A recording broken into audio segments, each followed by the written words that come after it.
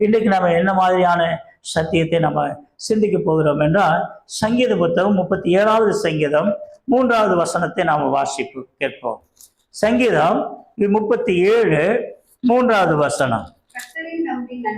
கர்த்தரை நம்பி நன்மை செய், தேசத்தில் குடியிருந்து சத்தியத்தை மேய்ந்து கொள். பாருங்க, இந்த வசனத்தை நாம தியானிக்கும் போது, கர்த்தரை நம்பி நன்மை செய், தேசத்தில் குடியிருந்து என்ன செய்யணும்? சத்தியத்தை மேய்ந்து கொள். இந்த மேய்ந்து கொள்றதுனா யாருக்கு பொருந்தும்? யாருக்கு பொருந்தும்? யாருக்கு பொருந்தும்? ஆடுகளுக்கு தான் பொருந்தும். ஆடு மாடுகளுக்கு பொருந்தும். நாயை குறித்து சொல்றதுன்னா, நாயை போய் மேய்து பாரு அப்படின்னு சொல்லுவோமா? நாயை பார்த்து என்ன சொல்லுவோம்? திரியுது பாருன்னு சொல்லுவோம். நாய் என்ன சொல்லுவோம்? நாயாட்ட திரியுது பாரு அப்படின்னு சொல்லுவோம். பேயை பார்த்து என்ன சொல்லுவாங்க? பேய் மாதிரி அலையுது பாரு அப்படின்னு சொல்லுவோம். ஒவ்வொருத்தருக்கும் ஒவ்வொரு ஆக்டிவிட்டீஸ்க்கு ஒரு பேர் வச்சிருக்கிறோம். நம்ம மனுஷனை பார்த்து என்ன சொல்றாங்க? அவர் பாரு எங்க பார்த்தாலும் அலைஞ்சுக்கு திரியிறாரு அப்படின்னு சொல்லுவோம். ஆனா மந்தைகள், ஆடு மாடுகளை பார்க்கும்போது அவைகள் மேய்கிறது அப்படின்னா என்ன அர்த்தம்? அது தன்னுடைய வயிற்றுக்கு, தன்னுடைய உணவுக்காக புல்லை என்ன செய்யுது? மேய்ந்து கொள்ளுகிறது. அந்த மேய்ந்து கொள்வதன் அர்த்தம் என்னன்னா, திங்கிறதில்ல, அந்த மேலான அந்த நுனிகளை கொய்து அப்படியே அதனுடைய வாயால் அப்படியே நாக்களை சுழற்றி எடுத்து அதை கொய்து வாயில போட்டுக்கொள்ளும். அதுதான், அதுக்கு பேர் தான் மேய்தல். மேலால் இருக்கிறதை மேய்ந்து கொள்வது. வேரோட பிடுங்கி வாயில போடுறது இல்லை. அது என்ன செய்யுதுமோ அது யாரு செய்வாங்க தெரியுமா? பன்றிகள் தான் செய்யும். அது உள்ள மூக்க உள்ள விட்டு மண்ணை ஒரு நோண்டி அந்த புல்லில் இருக்கிற அந்த கிழங்குகளெல்லாம் தின்னு எல்லாத்தையும் உல்ட்டா பண்ணி போட்டு போயிடும். செடி கொடி வேறு எல்லாத்தையும் ஒண்ணுக்கு வெள்ளம் போட்டு புரட்டி தள்ளிட்டு அது உல்ட்டா பண்ணிட்டு போயிடும். அப்போ அது பன்றிகளுடைய குணங்கள் என்னன்னா, எல்லாத்தையும் மண்ணுக்குள்ள இருக்கிறதெல்லாம் நோண்டி போட்டு எல்லாத்தையும் மேலாப்புல எல்லாத்தையும் சின்ன பின்னமாக்கி போயிடும். ஆனா ஆடு மாடுகள் அப்படி இல்லை, அந்த புட்களினுடைய நுனிகளை மேய்ந்து கொள்ளும். ஆமே, அல்லேலூயா. நம்ம ஆண்டவர் நமக்கு எப்படிப்பட்டதான ஆகாரத்தை கொடுக்கிறார் தெரியுமா? இனிமையான ஆகாரத்தை கொடுக்கிறார். நம்ம ஆண்டவர் நமக்கு எப்படிப்பட்ட ஆகாரத்தை கொடுக்கிறாரு? மென்மையான ஆகாரத்தை கொடுக்கிறார். யாருக்கு எப்படி தேவையோ அப்படிப்பட்டதான ஆகாரத்தை கொடுக்கிறார். அல்லேலூயா. நம்முடைய புரிந்து கொள்ளுதலுக்கு தக்கபடி, நம்முடைய அறிந்து கொள்ளத்தக்கதான அளவுக்கு, நம்முடைய மனம் ஏற்றுக்கொள்ளுகிற அளவுக்கு வேத பகுதிகளிலிருந்து சத்தியத்தை அவர் எப்படி கொடுக்கிறார்? நமக்கு ஏற்ற விதமாக. ஆமென். பிள்ளைகளுக்கு பால் எப்படி ஏற்றதோ குழந்தைகளுக்கு அப்படியாக, இல்ல வாலிப பிள்ளைகளுக்கு வரும்போது திடமான ஆகாரம், நல்ல சத்தான ஆகாரம் அவைகளுக்கு அவசியம். அப்ப பெற்றோர்கள் என்ன செய்யறாங்க? அதுக்கு ஏற்ற விதமான ஆகாரத்தை கொடுக்கிறாங்க. இன்னும் வயது கூட வரும்போது அதற்குதான திடமான ஆகாரத்தை கொடுக்கிறார்கள், இல்லையா? அந்த மாதிரி நம்முடைய ஆண்டவராய் கர்த்தர் இயேசுப்பா என்ன செய்யறாரு? நம்முடைய ஆத்மாவுக்கு ஏற்றபடி ஆகாரத்தை கொடுக்கிற தெய்வம். ஆமென். நம்முடைய இருதயத்துக்கு ஏற்றபடியான ஆகாரத்தை கொடுக்கிற தெய்வம். அதனால என்ன சொல்றாருன்னா, நம்ம தான் மேய்ந்து கொள்ள வேண்டும். தேசத்தில் குடியிருந்து சத்தியத்தை மேய்ந்து கொள். தேசம்னா எது? தேசம்னா இங்க எந்த தேசத்தை சொல்லி இருக்குன்னா, கர்த்தருடைய வார்த்தையாகிய தேசம். இந்த வேத புத்தகம் தான் தேசம். ஆமென். இந்த வேத புத்தகம் தான் நமக்கு ஆகாரம். இந்த வேத புத்தகத்தில் இருக்கிற வார்த்தைகள் நமக்கு ஆகாரமா இருக்கிறது. இந்த வேத புத்தகம் என்ன செய்யுதுன்னா, நமக்கு ஆலோசனை கொடுக்கிறது, நம்மை வழி நடத்துகிறது, நமக்கு புத்திமதிகளை கற்றுக் கொடுக்கிறது, நம்மை உற்சாகப்படுத்துகிறது, நமக்கு நம்பிக்கையை ஊட்டுகிறது, தேவனுடைய அன்பை விவரித்து பேசுகிறது. எல்லா விதமான சத்தியமும், எல்லா விதமான வசனங்களும், எல்லா விதமான ஆகாரமும் இதுல இருக்கு, இல்லையா? நம்ம பலவீனமாய் போய் டாக்டர் கிட்ட போறோம்னா அவங்க என்ன சொல்லுவாங்க? சில மருந்து மாத்திரைகள் எழுதி கொடுப்பாங்க, இல்லையா? அது உண்மைதான். ஆனா அதே கூடவே என்ன செய்வாங்க? கொஞ்சம் கால்சியம் கம்மியா இருக்குங்க, பாலை கொஞ்சம் எடுத்துக்கங்க, முட்டை கொஞ்சம் எடுத்துக்கங்க, இல்லையா? நல்ல ஒரு மீன் சாப்பிடுங்க, கீரை வகைகள் சாப்பிடுங்க, பருப்பு வகைகள் சாப்பிடுங்க அப்படின்னு சொல்றாங்க. எதுக்காக அப்படி சொல்றாங்க? நம்முடைய சரீரத்துக்கு இயற்கையான ஆகாரங்கள் தேவை. இப்படியாக அந்த ஆகாரங்களை நாம் எடுத்துக்கொள்ளும் போது நம்முடைய சரீரம் பலனடைகிறது. ஆமென். நல்ல சத்தான ஆகாரத்தை எடுத்துக்கொள்ளும் போது நம்முடைய சரீரம் என்ன ஆகுது? பலனடைகிறது. அப்ப என்னென்னலாம் தேவைப்படுது? பால் தேவைப்படுது, முட்டை தேவைப்படுது, மாம்சம் தேவைப்படுது, கீரை வகைகள் தேவைப்படுது, பருப்பு வகைகள் தேவைப்படுகிறது இல்லையா? எல்லாமே சமவிகிதமாக நமக்கு தேவைப்படுது. இதுல ஒவ்வொன்றிலும் ஒவ்வொரு விதமான சத்தான ஆகாரங்கள் இருக்கிறது. அல்லேலூயா. அப்போ இப்ப பார்க்கும்போது அதே மாதிரிதான் வேத புத்தகத்துக்குள்ள நம்ம வரும்போது, இந்த தொடர்ச்சியாக நீங்கள் இதுல படித்து வரும்போது அநேக மனுஷர்களுடைய அனுபவங்கள் அதுல இருக்கிறது. விழுந்தவர்கள் இருக்கிறாங்க, எழுந்தவர்கள் இருக்கிறாங்க, பலசாலிகள் இருக்கிறாங்க, பலவீனமானவர்கள் இருக்கிறாங்க, புரியாதவர்கள் இருக்கிறாங்க, புரிந்தவர்கள் இருக்கிறாங்க. இவர்களெல்லாம் எப்படி இயேசுவுக்குள்ளாக தைரியம் அடைந்தாங்க, நம்பிக்கை பெற்றாங்க, கடந்து சென்றாங்க. இதெல்லாம் பார்க்கும்போது அவைகள் நம்முடைய ஆத்மாவுக்கு பிரயோஜனமா இருக்கு. ஆமே, நமக்கு பிரயோஜனமா இருக்கு. தாவீதை போல, தாவீதுனால நமக்கு என்ன ஞாபகம் வருது? அவர் நன்றாக பாடக்கூடியவர், சங்கீதங்களை வாசிக்கக்கூடியவர், அருமையாக கிண்ணாரங்களை வாசிக்கக்கூடியவர், நல்ல ஒரு மெய்ப்பர், கர்த்தரை சார்ந்து கொண்ட ஒரு தேவ மனிதன். சிறு பிள்ளை முதற்கொண்டே அவர் தேவனை பாடி துதிக்கிற ஒரு தேவ பிள்ளை நமக்கு ஞாபகத்துக்கு வருது. இப்போ நம்ம தாவீதை போல நம்ம இருக்க விரும்புவோமா? இருக்கலாம் இல்லையா?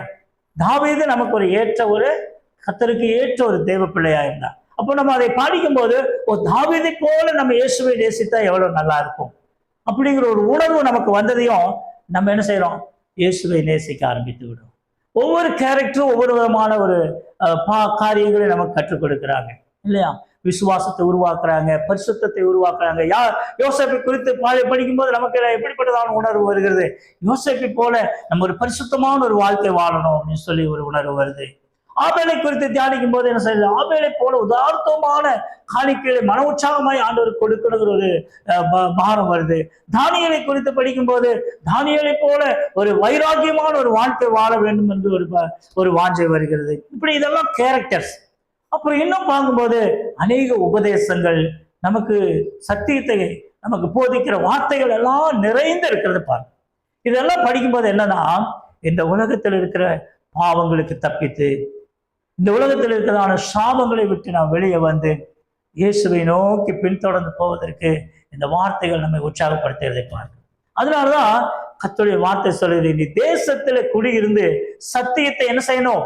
மேய்ந்து கொள்ள வேண்டும். இது யார் சொல்லுகிறது? தாவீது சொல்லுகிறான். ஏன் தாவீது இந்த மேய்ந்து கொள்ளுதல், மந்தை, இப்படிப்பட்டதான வார்த்தைகளை ஏன் அதிகமா பேசுறாருன்னா, அவர் ஒரு மந்தை மேய்ப்பார், அவரோட ஆடு மேய்ப்பார்.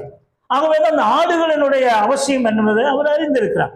அந்த ஆடுகளுக்கு என்னென்ன பிரச்சனைகள் வரும், என்னென்ன வியாதி வரும், எந்தெந்த மாதிரியான கிளைமேட்ல அது எப்படிப்பட்டதான பலவீனம் அடைஞ்சிடும், எப்போ உற்சாகமா இருக்கும், எங்க புல்லுள்ள இடங்கள் இருக்கும், எங்க தண்ணீர் இருக்கும், எங்க ஆடுகள் அதைய கவி கொண்டு போறதுக்கு ஓநாய்கள் வரும், இல்ல காட்டு மிருகங்கள் வரும்னு சொல்லி தாவீதுக்கு நல்லா தெளிவாய் தெரியும். ஒரு நல்ல ஒரு மெய்ப்பனவர். ஆகவே அவர் சொல்றாரு, ஆடுகள் எப்படி புல்லுகளை மேய்ந்து அமர்ந்த தண்ணீர் அண்டையில போய் படுத்துக்கொள்ளும்.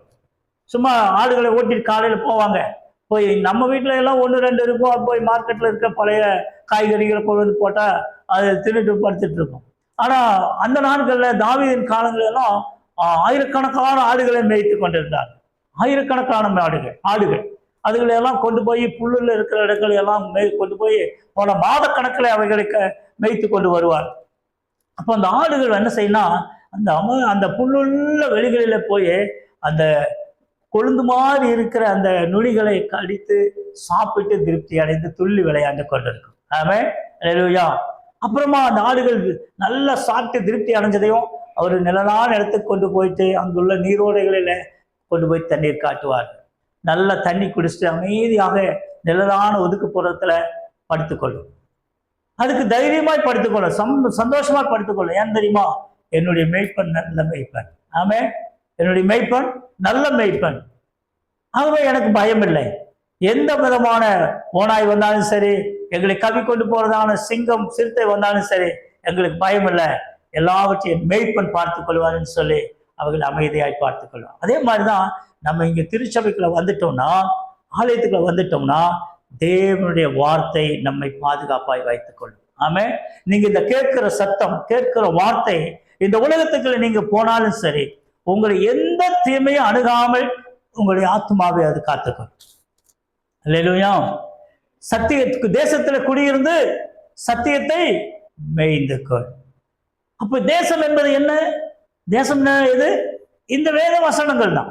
இதை நீங்க படிக்க படிக்க படிக்க படிக்க இந்த தேசம், சில தேசங்களை பார்த்தீங்கன்னா வறட்சியான தேசங்களா இருக்கும். ஆப்பிரிக்கா தேசங்களை பார்த்தீங்கன்னா பஞ்சம் பட்டினியா இருக்கும். அந்த தேசத்துல ஒண்ணுமே இருக்காது, வறண்ட பாலைவனங்களா இருக்குது. அந்த மக்கள் எல்லாம் ஏழை எளியவர்களாக, சாப்பிடுறதுக்கு ஆகாரம் இல்லாம எலும்பும் தோலுமாக இருந்து பட்டினியினாலே மரித்து போகிற தேசங்கள் இருக்குது. அதே சமயம் பசுமையான தேசங்கள் இருக்கிறது.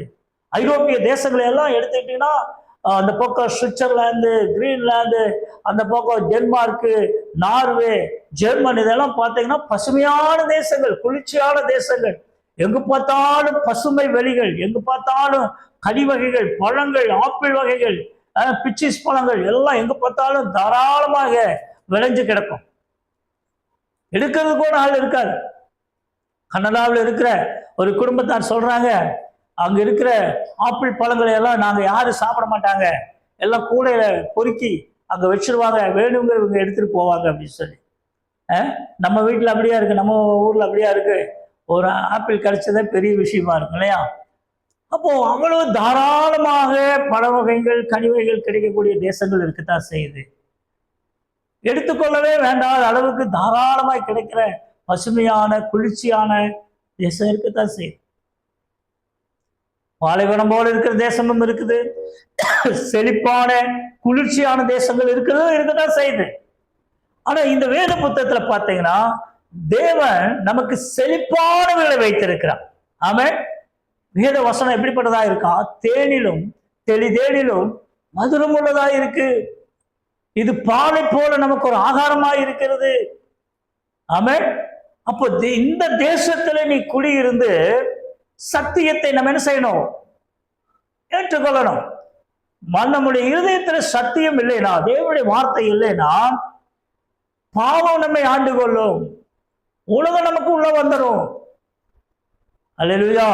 இந்த சத்தியம்தான் இந்த பாவங்களை எல்லாம் விரட்டி அடிக்கக்கூடியதான ஆயுதங்கள். நாம கற்றுக்கொள்கிற வார்த்தைகள் தான் நமக்கு எதிர்ப்பு சக்தியை கொடுக்கக்கூடியது. அல்லேலூயா. இன்னைக்கு உலக பிள்ளைகள் ஏன் சின்ன சின்ன விஷயங்களுக்கெல்லாம் டென்ஷன் ஆகிடுறாங்க, சூசைட் பண்ணிக்கிறாங்க, இல்லைன்னா எங்கேயாவது ஓடி போயிடுறாங்க, தப்பான பாதையில போய் எங்கேயாவது விழுந்து போயிடுறாங்க, விபத்துகளை போய் சிக்கி சாகுறாங்க. இதெல்லாம் எதனால? என்ன காரணம்? ஏன் நடிகர்கள் பின்னாடி கூட்டம் கூட்டமா ஓடுறாங்க? என்னென்னமோ நாட்டில் நடக்கிறத நம்ம பார்க்கணும் இல்லையா? என்ன காரணம்? அவங்க மனதில் என்ன இல்லை? சத்தியம் இல்லை. சத்தியம் என்ன? நமக்கு வாழ்க்கைக்கு பாதை காட்டுகிறதான வெளிச்சம். ஆமே. நம்முடைய பாதைக்கு கால்களுக்கு வெளிச்சமா இருக்கிற இந்த சத்தியம் அது இல்லாதபடினாலே அது எங்க இல்லை? இருதயத்தில் இல்லை, மனதில் இல்லை. ஆகவே அந்த உலகத்தின் இருளில விழுந்து விட்டுகிறாங்க. அந்த உண்மை எது, பொய் எது, மாய்மாலம் எது, எதுவுமே தெரியறதில்லை. இல்லையா? அருமையான கர்த்தருடைய பிள்ளைகளே, ஆண்டவருடைய வசனம் சொல்லுவது, நீ சத்தியத்தை மேய்ந்து கொள். ஆமென். இது தேவனுடைய தேசம், நம்ம ஆண்டவருடைய தேசம். இந்த வேத புத்தகம் தேவனுடைய பட்டணம். இதுக்குள்ள நீ சுகமாய் இருக்க முடியும். இதுக்குள்ள உனக்கு தேவையான வார்த்தைகள் இருக்கிறது, உனக்கு ஆறுதல் இருக்கிறது, உனக்கு நம்பிக்கை இருக்கிறது, உனக்கு மகிழ்ச்சி இருக்கிறது, உனக்கு தேவையான ஆலோசனைகள் இருக்கிறது. எல்லாமே இதுக்குள்ள அடக்கப்பட்டிருக்கிறது. நம்ம என்ன செய்யணும்? அதை கண்டுபிடித்து எடுத்துக்கொள்ள வேண்டும். ஆமே. நல்லா படிக்கிற பிள்ளைங்க பார்த்தீங்கன்னா லைப்ரரிகளுக்கு போவாங்க. லைப்ரரியில் போய் அவங்களுடைய தேவையான சப்ஜெக்டுக்குரிய புத்தகங்களை தெரிந்தெடுத்து படிச்சுட்டு வச்சுட்டு வருவாங்க. ஆமே. பார்த்துருக்கிறோம் இல்லையா? பெரிய பெரிய லைப்ரரிகளுக்கு போய் அவங்களுக்கு என்னென்ன சப்ஜெக்ட் படிக்கிறாங்களோ அதுக்குரியதான அந்த ரெஃபரன்ஸ் புத்தகங்களை எடுத்து படிச்சுட்டு அங்கே வச்சுட்டு வருவாங்க. அப்போ இதுல எல்லா சத்தியமும் அடங்கி இருக்கிறது. நமக்கு தேவையான ஆலோசனை இருக்குது, வழிகாட்டுதல் இருக்கிறது, உற்சாகம் இருக்கிறது, நம்பிக்கை இருக்கிறது, தைரியம் இருக்கிறது, தெய்வீக அன்பு இருக்கிறது. எல்லாமே இதுக்குள்ள அடக்கப்பட்டிருக்கு. எந்தெந்த நேரத்துல எது தேவையோ அந்த இடத்தை நம்ம கண்டுபிடித்து நம்ம படித்து கொள்ள வேண்டும். ஆமென். அப்பொழுது என்ன ஆகும்? அந்த சூழ்நிலையை நாம ஜெயிப்பதற்கு இந்த சத்திய வார்த்தைகள் நமக்கு போதுமானதா இருக்கும். ஆமென். ஆகவேதான் நீ தேசத்துல குடியிருந்து சத்தியத்தை மேய்ந்து கொள் என்று சொல்லப்பட்டிருக்கிறது. அடுத்த ஒரு சங்கீத பகுதியை பாருங்க. 34 வாசிங்க. 34 திருப்புங்க. 34:14 வாசிப்போம். தீமையை விட்டு விலகி நன்மை செய், சமாதானத்தை தேடி அதை தொடர்ந்து கொள்ள வேண்டும். இங்க 2 காரியம் நமக்கு கொடுக்கப்பட்டிருக்கிறது. என்ன செய்யணுமா? தீமையானவர்களை விட்டு விலகி நன்மையை மாத்திரம் செய்ய வேண்டும். தீமை எது நன்மை எதுன்னு நமக்கு எப்படி கண்டுபிடிப்பது? தீமை எது நல்லது எதுன்னு எப்படி கண்டுபிடிக்கிறது? இந்த வேத வசனங்கள் தான் நமக்கு அது கற்றுக் கொடுக்கும். எதெல்லாம் தப்பு? சில பேர் கேட்க, டிவி பார்க்குறதெல்லாம் தப்புங்களா? சினிமா பார்க்குறதெல்லாம் தப்பா? நான் சினிமாவுக்கெல்லாம் தேட்டருக்கெல்லாம் போகிறது இல்லைங்க, நான் சின்ன திரை பார்த்துக்குங்க. சின்ன திரை எது? டிவியில் வர சீரியல்ஸ் எல்லாம் நான் பார்த்துக்கிறேன். அது தப்பா? வீட்டில் தான் பார்க்குறோம், சீரியல் தானே, இதில் என்ன இருக்குது? இது எப்படி? இது தப்பா தெரியல. ஆனால் இது என்ன ஆகுது? இந்த காட்சிகள், அந்த நிகழ்ச்சிகள் நம்ம கண்ணால பார்த்து நம்ம மனதுக்குள்ள போய் என்னாகும்? பதிஞ்சிடும் தானே. அந்த காட்சிகள், அந்த வசனங்கள், அந்த நாடகங்கள், நடனங்கள் எல்லாம் நம்முடைய கண்கள் வழியாக உள்ள போகுது. எப்படி போகும்? கண்ணு தான் நம்முடைய உடம்புக்கு வழி, வாசல் இல்லையா? அது வழியா உள்ள போய் நம்ம மனதில் அப்படியே உட்காந்து, அப்படிதானே? அப்போ இன்னைக்கு நிறைய பேர் உதாரணங்கள் சொல்லுவாங்க. அந்த படத்துல அவ ஒரு வசனம் சொல்ற பாருங்க, அது மாதிரி இருக்குதுங்க அப்படிம்பாங்க. அந்த படத்துல ஒரு ஒரு சம்பவம் சொல்றாங்க, அது மாதிரிதாங்க அந்த குடும்பத்தில் நடக்குதுங்க. அப்போ எதை உதாரணம் காட்டுறாங்க? படத்துல இருந்து எடுத்து காட்டுறாங்க. படத்துல நல்லதும் இருக்கும், கெட்டதும் இருக்கும் இல்லையா? அது வேற விஷயம். 2 மணி நேரம் அதுல நமக்கு காட்சிகள் வருதுன்னா அது மனதில் பதிந்து போயிடும். இது நல்லதா கெட்டதா அப்படின்னா என்னது? நம்முடைய மனதுக்கு இடரலான காரியம், நம்முடைய இருதயத்தை கெடுக்கக்கூடியதான காரியங்கள் அதுல நிறையா இருக்கும். ஒரு நல்ல காரியத்தை சொல்றதுக்கு எப்படி இருந்தேன், ஒரு 1.5 மணி நேரம் அங்க பல விதமான டான்ஸும் ஆட்டங்களும் வெவ்வேறு காரியங்கள் இருக்கு. இதெல்லாம் சொல்லி வந்து அடிதடி சண்டையெல்லாம் முடிஞ்சு பிற்பாடு என்ன செய்வாங்க? ஒரு சின்ன ஒரு காரியத்தை சொல்லி முடிப்பாங்க. அல்லேலூயா. ஆனால் நம்முடைய வேத வசனம் அப்படி இல்லை. அது என்ன சொல்லுது தெரியுமா? நமக்கு எல்லா விதமான சத்தியத்தையும் இதில் அடக்கி வச்சிருக்கு. ஆமா. அப்போ தீமையை விட்டு நாம விலகணும்னா, தீமை எதுன்னு சொல்லுதுன்னா, இதை படிக்கும் போதுதான் நமக்கு தீமையை கண்டுபிடிக்க முடியும். எது தப்பு, எது சரி அப்படிங்கிறது. அல்லேலூயா. அப்போ நன்மையை செய்யறதுனா என்னன்னாலும் அதுதான், அது இங்கேதான் கற்றுக் கொடுக்கப்படுகிறது. நன்மை நம்ம ஆலயத்துக்கு வருகிறது முதல் நன்மையான காரியம். எந்த ஒரு சூழ்நிலையிலும் ஆலயத்துக்கு வருகிறது மிக மிக முக்கியமான ஒரு நன்மையான காரியம். ஆலயத்தை மிஸ் பண்ணிட்டோம்னா, சர்ச்சை மிஸ் பண்ணிட்டோம்னா நமக்கு தீமை தானா உள்ள வந்துடும். தீமை தானா வந்துடும். இந்த பெரிய லாரிகள்ல எல்லாம் அந்த பேட்டரி வச்சிருப்பாங்க. பேட்டரி, அந்த பேட்டரியில ஒரு வாசகம் எழுதியிருக்கு. என்ன தெரியுமா? இந்த பேட்டரி எதுக்குன்னா, வண்டியை ஸ்டார்ட் பண்றதுக்கு ஃபர்ஸ்ட் அந்த பேட்டரியில இருந்து தான் கரண்ட் போகும். அப்புறம் தான் அது டீசல்ல என்ஜின் ஸ்டார்ட் ஆகி ஓடிட்டு இருக்கும். அந்த பேட்டரியில ஒரு வார்த்தை எழுதியிருப்பாங்க, தினமும் என்னை கவனி என்று எழுதி போட்டிருக்கோம். தினமும் என்னை கவனி. யாருக்கு இந்த எச்சரிப்பு? அந்த டிரைவர், அந்த அந்த ட்ரக்கை மெயின்டைன் பண்ற கிளீனர், இந்த 2 பேரும் அதுதான் அவங்களுக்கு தான் அந்த அலர்ட் கொடுக்குற அந்த வார்த்தை, தினமும் என்னை கவனி. நீ என்னை பேட்டரி கவனிக்காம போனீங்கன்னா நீ வழியில தள்ள வேண்டியதாகி போயிடும் இல்லையா? நீ என்னை பார்த்தா தான் என்கிட்ட என்னுடைய பேட்டரியில தண்ணி இருக்கா, அது கரெக்டா ஃபிட் ஆகிருக்கா, லூஸ் இருக்குதா, லூஸ் கனெக்டிங் இருக்கா, இதையெல்லாம் நீ பார்த்துக்க. முதல் பார்க்குற வண்டியில் ஏறும்போது பேட்டரி நீ சரியா பார்த்துக்க, இல்லைன்னா நீ தள்ள வேண்டியதாகி போயிடும் அப்படின்னு சொல்லி அது ஒரு வார்த்தை எழுதி போட்டிருக்கோம், தினமும் என்னை கவனி. ஆமே. அதே மாதிரிதான் நம்ம ஆலயத்துக்கு நம்ம வருகிறதுல எப்போதும் தடையில்லாமல் நம்மை பாதுகாத்துக்கணும். ஆமே. இங்கதான் எல்லாமே நமக்கு ஃபர்ஸ்ட் ஸ்டார்ட் அப் எங்க ஆகுதுங்க? இந்த சர்ச்ல இருந்து தான், ஆலயத்திலிருந்து தான் நமக்கு உருவாகுது. ஆமே. அல்லேலூயா. நம்ம தெரிந்தோ தெரியாமலோ நம்ம வந்திருக்கலாம், அது வேற விஷயம். நீ எப்படி வந்தாலும் சரி, உன்னுடைய வாழ்க்கையின் ஆரம்பம் இந்த ஆலயத்திலிருந்து ஆரம்பமாகும், இந்த திருச்சபையிலிருந்து ஆரம்பமாகும். ஆமே. அல்லேலூயா. ஆகவேதான் கர்த்தருடைய வார்த்தை சொல்லுது, தீமையை விட்டு விலகி நன்மை செய், சமாதானத்தை தேடி அது என்ன செய்யணுமா? தொடர்ந்து கொள். சமாதானம் என்கிறதான ஒரு நல்ல வார்த்தை. 1008 பிரச்சனை வரும், எங்கெங்கிருந்து வருது, எப்படி வருதுன்னெல்லாம் நமக்கு தெரியாது. ஆனா சமாதானமான வார்த்தையை நம்ம தேடிக்கொள்ள வேண்டும். சமாதானத்தை உண்டு பண்ணுகிறதான ஒரு இருதயத்தை நம்ம பெற்றுக்கொள்ள வேண்டும். சமாதானத்தை உருவாக்கக்கூடியதான வார்த்தைகளை பேச வேண்டும். ஒரு வாக்குவாதம் வந்துருச்சுன்னா நம்ம கப்புன்னு பேசாம அடங்கிடணும். சமாதானத்துக்கு ஏதுவான வார்த்தைகளை நம்ம விட்டு கொடுத்து போயிடணும். நம்ம பிடிச்சு இப்படிதான் அப்படின்னு சொல்லி நம்ம சாதிக்க ஆரம்பிச்சோம்னா அந்த சாதிக்கிற அந்த வார்த்தைகளை என்ன ஆகிரும்னா வாக்குவாதம் ஆகிரும்.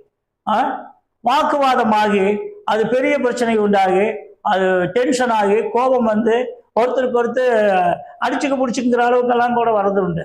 அப்படிதானே? சில வீடுகள் எல்லாம் அப்படி ஆயிரும். ஆமா நீ சொன்ன, அப்புறம் இல்லை நீ சொல்லலை, ஆமா நீ சொன்ன நீ சொல்லலை அப்படின்னு சொல்லி அப்படியே சொல்லி சொல்லி அது பெரிய பிரச்சனையாகி அது கை கலப்பு வந்து பெரிய பிரச்சனையாகும். அப்போ இந்த இடத்துல நம்ம எப்படி அதை சமாதானத்தை உருவாக்கணும்னா, சரி விடு, நான் சொன்ன விடு, அமைதியாக நாம எப்படி ஒரு சமாதான வார்த்தையை சொல்லி அந்த இடத்துல இருந்து நம்ம விலகி போகணுமோ விலகி போயிட்டோம்னா சமாதானம் உண்டாகிவிடும். ஆமே. அப்போ அதை இதே மாதிரி நம்ம மெயின்டைன் பண்ணணும்னு சொல்லி வசனம் சொல்லுது. சமாதானத்தை என்ன செய்யணும்? அதை தொடர்ந்து கொள். அப்படின்னு என்ன அர்த்தம்? அதை ஒரு முறை மாத்திரம் இருந்துடாதே. அது உன்னுடைய வாழ்க்கையில் இந்த போராட்டங்கள், இந்த பிரச்சனைகள், இந்த வாக்குவாதங்கள் வந்துட்டே தான் இருக்கும்.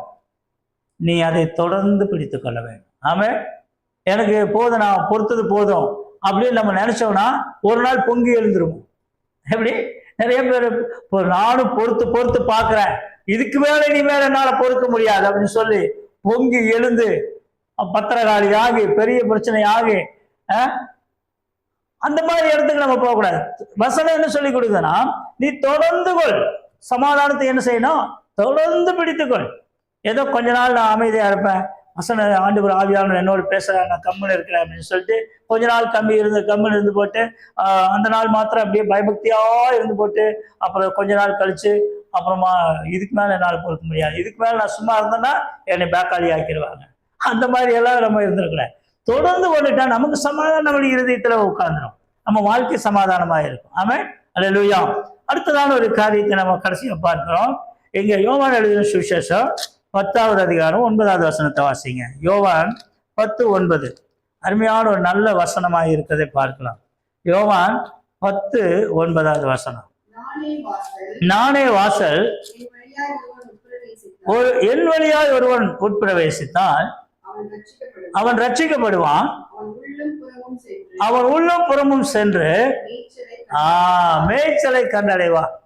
அப்ப இந்த தேசத்திற்கு நம்ம இப்ப முதல் படிச்சு இல்லையா, தேசத்துல குடியிருந்து சத்தியத்தை மேய்ந்து கொள்ளுன்னு ஒரு வசனம் வாசித்தோம் இல்லையா. அப்ப அந்த தேசத்தினுடைய வாசல் யாருன்னா இயேசு. ஆமே. இந்த இயேசுவின் வழி இல்லாம இந்த தேசத்துக்குள்ள என்ன செய்ய முடியாது? என்ட்ரி பண்ணவே முடியாது. அந்த நாட்கள் எல்லாம் ஒரு பெரிய பட்டணம் இருக்குமானால் அந்த பெரிய பட்டணத்துக்கு ராஜாக்களின் நாட்கள்ல ஒரு சுற்று மதில் கட்டப்பட்டு அங்க ஒரு பிரதானமான ஒரு மெயின் கேட் இருக்கும். திருச்சி எல்லாம் போனீங்கன்னா திருச்சி மலைக்கோட்டைன்னு ஒரு கோட்டை இருக்கு. அந்த கோட்டைக்கு மெயின் ரோட்ல ஒரு பெரிய மெயின் கார்டு கேட்டுன்னு ஒரு கேட் வச்சிருக்காங்க. இருக்கா? ஒரு மெயின் கார்டு கேட். இன்னைக்கு அது திறந்து கிடக்குது. அன்னைக்கெல்லாம் அப்படி கிடையாது. அந்த நாட்கள்ல 2 மெய்காப்பாளர்கள் அங்க ஈட்டியை பிடிச்சு நின்றுட்டு இருப்பாங்க. அந்த கேட்டு சாத்தப்பட்டிருக்கும். யார் அந்த பட்டணத்துக்குள்ள நுழைவார்களோ அந்த பட்டணத்துக்கு சொந்தக்காரங்க தான் உள்ள வர முடியும். மற்றவர்கள் எல்லாம் குற்றவாளிகள், அவங்க எல்லாம் திருடர்கள், கள்ளர்கள், வேவுக்காரர்கள். யாரும் அவங்களை ஈஸியா உள்ள போயிட முடியாது. இன்னைக்கு அந்த கேட்டு எல்லாம் போலாம், எல்லாம் வரலாம். அது கோட்டையே இல்லை, இப்ப வேற மாதிரி இருக்கு, அது வேற விஷயம். ஆனா அந்த மாதிரி இந்த தேசத்திற்குள்ளே வரணும்னா, இந்த சத்தியமாகிய இந்த தேசத்திற்குள்ளே வந்து நம்ம மேய்ச்சலை, நமக்கு வேண்டிய ஆகாரத்தை, ஆவிக்குரிய ஆகாரத்தை, சத்திய ஆகாரத்தை நம்ம பெற்றுக்கொள்ளணும்னா இந்த இயேசு என்கிற வாசல் வழியாய்த்தான் உள்ள வர முடியும். நானே வாசல். ஆமா. என்னை எல்லாமல் ஒருவனும் என்ன செய்ய முடியாது? பிதாவின் இடத்தில் வர முடியாது. நானே வழியும் சத்தியமும் ஜீவனுமா இருக்கிறேன். இப்ப எவ்வளவு தன்னை குறித்து இயேசு சுவாமி தெளிவாக சொல்லுகிறார். நானே வழியும் சத்தியமும் ஜீவனுமா இருக்கேன். நீ ஜீவனை பெற்றுக்கொள்ளணும்னா, உன் ஆத்மாவுக்கு ரட்சிப்பு வேணும்னா நான் தான் வழி. வேற எந்த சுத்து வழியிலையும் நம்ம போய் நம்ம நன்மையானதை கண்டுபிடிக்க முடியாது. அல்லேலூயா. ஆண்டவருக்கு கொடுக்காம இங்க கொண்டு வந்து ஆலயத்துல காணிக்க போடாம நான் ஊருக்கெல்லாம் அன்னதானம் போட்டுட்டு இருப்பேன்னு சொன்னா அன்னதானம் போடலாம், தப்பு கிடையாது. ஆனா அது யாருக்கு? இயேசுசாமி சொல்றாரு, தரித்திரர்கள் எப்போதும் உங்களோடு இருப்பார்கள், நான் உங்களோடு எப்போதும் இருக்க மாட்டேன். கர்த்தருக்கு கொடுக்க வேண்டியதை கர்த்தர் இடத்துல கொடுக்கணும். நீ அன்னதானம் போடுற இடத்துல அன்னதானம் போடணும். ஆமே. நான் ஏழைகளுக்கு கொண்டு போய் கொடுப்பேன், இந்த பாஸ்டர் வாங்கி வாங்கி நல்லா சுகமா இருக்கிறார் அப்படின்னு நினைச்சிட்டு கொண்டு போய் ஏழைகளுக்கு கொடுத்தா ஏழைகளுக்கு கொடுக்கறது தப்பு கிடையாது. ஆனா அது யாருக்கு போய் சேராது? ஆண்டவருக்கு போய் சேராது. அல்லேலூயா. அது நம்ம சுயத்தின் முயற்சி.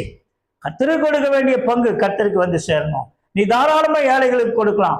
ஏழைக்கு கொடுக்கிறவன் கர்த்தருக்கு கடன் கொடுக்கிறான் என்று சொல்லப்பட்டிருக்குது, தப்பே கிடையாது. ஆனா எப்போ, எங்க, எதுக்காக, யாருக்கு செய்யணும்னு ஒரு நிபந்தனைகள் இருக்குது. அதை நாம கண்டுபிடிச்சு சரியாய் செய்ய வேண்டும். ஆமென். அல்லேலூயா. ஆகவேதான் சொல்றாரு, நான் தான் வாசல், நான் தான் வழி. சொர்க்க ராஜ்யத்துக்கு வரணும்னா, தேவனுடைய ராஜ்யத்துக்கு வரணும்னா, நீ நித்திய ராஜ்யத்துக்கு வரணும்னா, ஒரு ஆத்மா பரலோக ராஜ்யத்துல வந்து சேரணும்னா என்னை எல்லாம் உனக்கு வேற வழி கிடையாது. அல்லேலூயா. இன்னைக்கு உலக மக்கள் கடவுளை சந்திப்பதற்கு, கடவுளை தேடுவதற்கு பல வழிகளில முயற்சி பண்றாங்க இல்லையா? எத்தனை முயற்சி பண்றாங்க. வெறுங்கால நடந்து போறாங்க, காவடி எடுத்து போறாங்க, எத்தனையோ பிரயாசப்படுறாங்க. மலைகளுக்கு போறாங்க, பள்ளத்தாக்குகளுக்கு போறாங்க, சமுத்திரத்தை தேடி போறாங்க. நமக்கு எவ்வளவு பிரயாசம் இல்லையா? ரொம்ப கடினமான பிரயாசங்களை பட்டு தெய்வத்தை தேடி போறாங்க. ஆனா அவங்க வாழ்க்கையில ஏதாவது சந்தோஷத்தை கண்டுபிடிக்கிறாங்களா? இல்லை. வருஷம் அந்த காரியங்களை செய்து கொண்டே இருக்கிறாங்க. அது அவங்களுடைய நம்பிக்கை. அவங்களுக்கு இப்படியாவது ஒரு கடவுளை தேடி கண்டுபிடிச்சு நமக்கு ஒரு சமாதானத்தை பெற்றுக்கொள்ளணும், ஒரு நல்வழியை பெற்றுக்கொள்ளணும்னு அவங்க நினைக்கிறாங்க. ஆனா அதால முடிகிறது இல்லை. ஆனா இயேசு சொல்கிறார், நீ தேவனுடைய ராஜ்யத்துக்கு வரணும்னா, தேவனுடைய ராஜ்யம் யாருது? என்னுடையது. நான் தான் உருவாக்கி இருக்கிறேன், நான் தான் வச்சிருக்கிறேன் உங்களுக்காக, என் பிள்ளைகளுக்காக. அப்போ அவருடைய ராஜ்யத்துக்கு போகணும்னா, அவரே ஆயத்தப்படுத்தி இருக்கிற அந்த தேசத்துக்கு நான் போகணும்னா யார் தான் வழி? இயேசுதான் வழி. என்னை இல்லாமல் ஒருவனும் எங்க வர முடியாது? தேவனுடைய ராஜ்யத்துக்கு வர முடியாது. அவங்கள நான் கர்த்தருடைய வார்த்தை இங்க சொல்றாரு, நானே வாசல், என் வழியாக ஒருவன் உள்ளே பிரவேசித்தான். ஆமா. அப்போ இயேசு என்கிற வாசல் என்ன வாசல்? தேவனுடைய வார்த்தை. எப்படி வருது? அந்த வார்த்தை மாமிசமாகி நமக்குள்ளே வந்தான். இப்ப எப்படி இருக்கிறாரு? அந்த மாமிசம் மறுபடியும் என்ன இருக்குது? வார்த்தையாக இருக்கிறது, சத்திய வார்த்தையாக இருக்கு. அப்ப இந்த வார்த்தையின் வாசல் வழியாய்த்தான் தேவனுடைய ராஜ்யத்தை நாம் அறிந்து கொள்ள முடியும், சத்தியத்தை அறிந்து கொள்ள முடியும். ஆமே. அப்போதான் நம்ம என்ன செய்வோமா, அவன் ரட்சிக்கப்படுவான். அது மாத்திரம் இல்ல, உள்ளும் புறமும் சென்று மேய்ச்சலை கண்டடைவான். இந்த வார்த்தைக்குள்ள நம்ம போகும்போது நம்ம உள்ளேயும் போறதுக்கு பர்மிஷன் இருக்குது, வெளியே வரவும் பர்மிஷன் இருக்கு. நீ உள்ளுக்குள்ளே போய் தேவனுடைய வார்த்தையை நீ மேய்ந்து கொள்ளலாம். ஆமே. நீ வெளியே வந்து அந்த மகிழ்ச்சியை நீ சந்தோஷமாக கொண்டாடலாம். ஆமே. உள்ளும் புறமும் சென்று மேய்ச்சலை என்ன செய்யலாம்? அவன் உள்ளும் புறமும் சென்று மேய்ச்சலை கண்டடைவான். அப்போ தேவனுடைய வார்த்தை, தேவனுடைய நமக்கு தேவையான ஆகாரம், ஆத்துமா ஆகாரம், உன் வாழ்க்கைக்கு தேவையான வெளிச்சம் எங்க இருக்கிறது? தேவனுடைய வார்த்தைக்குள்ளாக உள்ளே இருக்கிறது. ஆமே. அல்லேலூயா. எவ்வளவு சத்தியத்தை இந்த வேத புத்தகத்துல மறைத்து வைத்திருக்கிறார். நம்ம நிறைய கேட்டுக்கிட்டே இருக்கோம், என்னாண்டவரே என் வாழ்க்கையில் ஒரு மாற்றமும் இல்லையே, என்னுடைய வாழ்க்கையில ஒரு ஆசீர்வாதமே இல்லையேன்னு சொல்லி நம்ம சோர்ந்து போகிறோம். ஆனா ஆண்டவர் நம்மை சோர்ந்து போக விடுகிறது இல்லை. என்ன சொல்ற? நீ உள்ளவா, என் சத்தியத்துக்குள்ளவா, என்னுடைய தேசத்துக்குள்ளவா, என் பட்டணத்துக்கு உள்ளவா, வந்து பாரு. ஆமென். அல்லேலூயா. உள்ள பாரு, எப்படி இருக்குன்னு பாரு. நம்ம அந்த மாதிரியே சுத்தி வந்துகிட்டு இருக்கோம், இதுக்குள்ளேயே ஓடிக்கிட்டு இருக்கிறோம். ஆனா நிறைய பேர் வருஷம் டூர் போவாங்க, காஷ்மீர் டூர் போவாங்க, இல்லை சில பேரெல்லாம் வெளிநாடுகளுக்கு எல்லாம் கூட டூர் போறாங்க. மெயின்லாண்டில் இருக்கிறவங்க அந்தமான் தீவுக்கு இங்க வந்து தீவுகளை சுத்தி பார்க்க வர்றாங்க, ஊட்டி போறாங்க, மலை பிரதேசங்களுக்கு போறாங்க, சில்லுன்னு இருக்கிற இடத்துக்கு போறாங்க இல்லையா? எதுக்காக போறாங்க? அங்க போய் அங்க இருக்கிற அந்த இயற்கை காட்சிகள்லாம் பார்த்து ரசித்து ஜாலியா வரலான்ட்டு போறாங்க.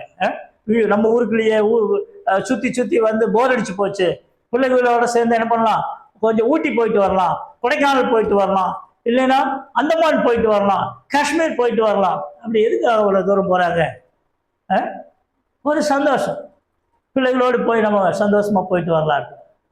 ஊருக்குள்ளேயே இருந்தோம்னா என்ன ஆகும்? எப்போ பார்த்தாலும் டெய்லி ரொட்டீன், வேலைக்கு போகணும், வீட்டுக்கு வரணும், வேலையை பார்க்கணும், படிக்கணும், திருப்பி இப்படி இதுதான் நம்மளுடைய லைஃப் இருக்கும், ரொட்டீன் இருக்கும்.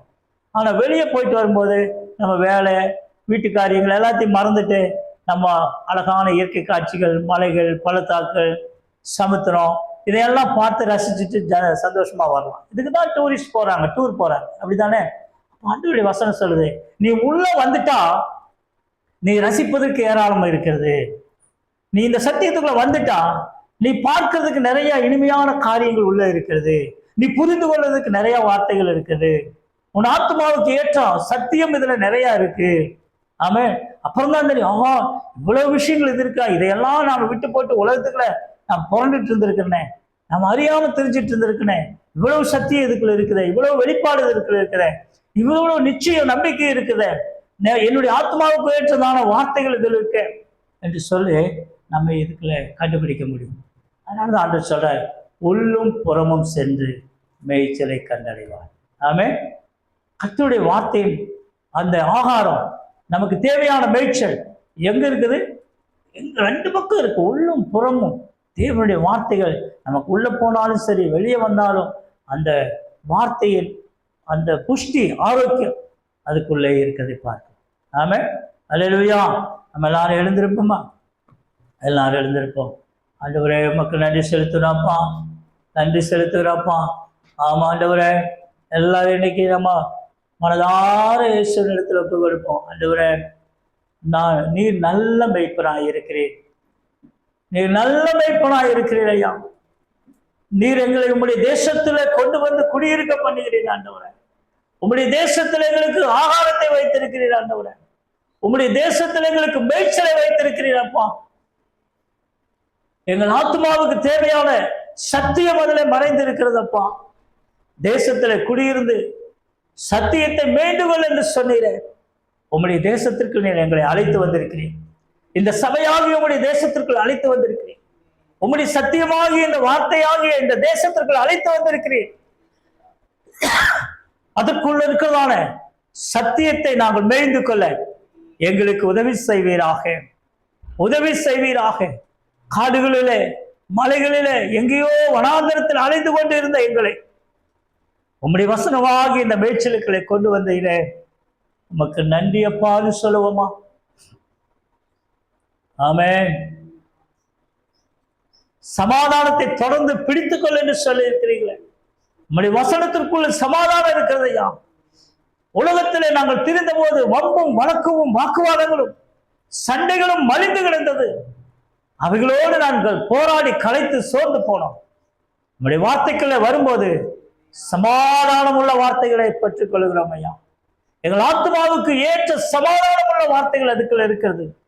வம்பும் வீம்பும் வழக்குகளுக்கு விலக்கி நாங்கள் நடந்து கொள்ளும்படியான ஆலோசனைகளும் அறிவுரைகளும் அதுக்குள்ள இருக்கிறதை பார்க்கிறோம் சுவாமி. ஆமென். அல்லேலூயா. அதை நாங்கள் தொடர்ந்து பிடித்துக் கொள்ள உதவி செய்யுங்க. ஆமென். நானே நல்ல மெய்ப்பன் என்று சொன்னீரேன். ஆமென். நானே மெய்ப்பன், நல்ல மெய்ப்பன் என்று சொன்னீரேன். அவன் எனக்குள்ளே வரும்போது உள்ளும் புறமும் மேய்ச்சலை கண்டடைவான். ஆமென். பிலிப்பியர் 3:10 சொல்லுகிறது, நம்முடைய குடியிருப்போ பரலோகத்தில் இருக்கிறது, அவர் வருவதற்கு நாம் ஆயத்தமாகிக் கொண்டிருக்கிறோம், அவர் வருகைக்கு காத்திருக்கிறோம் என்று சொல்லப்பட்டிருக்கிறது. தேவ பிள்ளையே, நம்முடைய குடியிருப்பு இந்த பூமி அல்ல, இது கொஞ்ச காலம். இந்த கொஞ்ச காலம் நம்ம ஆயத்தமாகும்படிக்கு, நம்மை தேவனுக்கென்று நம்மை தகுதிப்படுத்திக் கொள்ளும்படிக்கு அவர் நம்மை தெரிந்தெடுத்து இந்த இடத்துல பாதுகாத்து பராமரித்து வருகிறார். ஆனால் நம்முடைய ஆத்மாவுக்கு நித்திய ராஜ்யத்தை, பரலோக ராஜ்யத்தை அவர் அங்கே வைத்திருக்கிறார். நம்முடைய குடியிருப்பு பரலோகத்தில் இருக்கு. அவர் வருவதற்காக நாம் காத்து கொண்டிருக்கிறோம். அல்லேலூயா. எவ்வளவு நம்பிக்கை, எவ்வளவு நம்பிக்கையான வார்த்தை, எவ்வளவு நிச்சயமான ஒரு வார்த்தை. தேவனுடைய பிள்ளைகளை, தேவனாய் கர்த்தர் நம்மை ஒரு நாளும் கைவிடுகிறது இல்லை. அவருடைய அன்பு பெரியது, அவருடைய இரக்கம் பெரியது. ஹல்லேலூயா, ஹல்லேலூயா. நன்றி ராஜா, நன்றி தகப்பனே, நன்றி தகப்பனே.